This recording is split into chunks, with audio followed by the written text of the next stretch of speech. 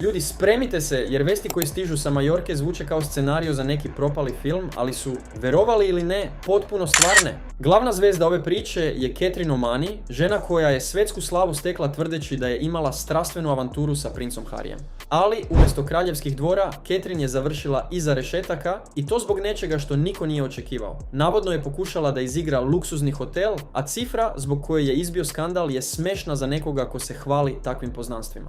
Pre nego što vam ispričam kako je Catherine pokušala da se izvuče i šta se tačno desilo u sudnici, znate proceduru, lupite taj subscribe i zvonce. Ovdje se ne propuštaju sočni detalji koje drugi prečutkuju.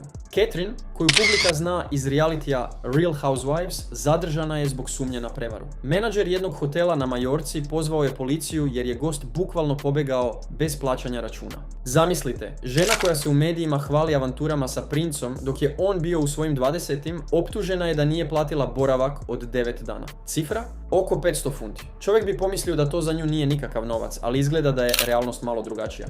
Ali sad ide onaj najluđi deo oko same hapšenja. Slušajte dobro jer ovo dokazuje da u svetu poznatih nije sve onako kako izgleda na Instagramu. Ispostavilo se da je Catherine rezervisala sobu karticom na kojoj, pazite sad, uopšte nije bilo sredstava. Kad je došlo vreme da se račun svede, ona je jednostavno nestala. Policija ju je locirala, a juče je fotografisana kako u pratnji civilne garde izlazi iz ćelije i ide pravo pred sudiju.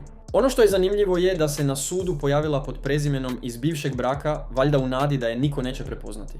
Njen advokat se pravi Englez i kaže da nema pojma o čemu mediji pišu, dok Catherine, nakon puštanja na slobodu, nije htjela da zucne ni reći. Podsjećanja radi, ona je pre par godina detaljno opisivala njihovu dvomjesečnu vezu iz 2006. godine, tvrdeći da je progovorila samo zato što je Harry nju preskočio u svojim memoarima. Pa, izgleda da je sad dobila svojih 5 minuta slave, ali na način koji sigurno nije planirala. Šta vi kažete na ovo? Da li je moguće da neko ko je bio deo svjetskog jet seta spadne na to da beži iz hotela zbog 500 evra ili je u pitanju neki veliki nesporazum? Pišite mi svoja mišljenja dole, baš me zanima šta mislite o ovom kraljevskom skandalu. Vidimo se u sljedećoj priči.